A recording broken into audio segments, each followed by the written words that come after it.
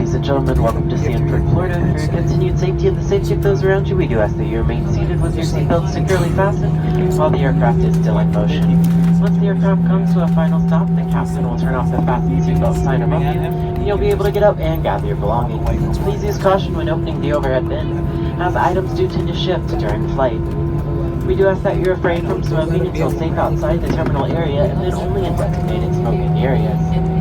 If you're claiming luggage here in Sanford, follow the signs to baggage claim. If you have any questions regarding baggage claim or ground transportation, one of our uniformed representatives meeting the aircraft will be happy to assist you. For those passengers requiring wheelchair assistance, we do ask that you remain comfortably seated. A flight attendant will come and assist you as soon as your wheelchair becomes available. You just sit there and stare at the screen. And on behalf of your entire Sanford-based flight crew, we'd like to thank you for flying with us today. It's certainly been our pleasure serving you, and we hope to see you in another Allegiant flight soon.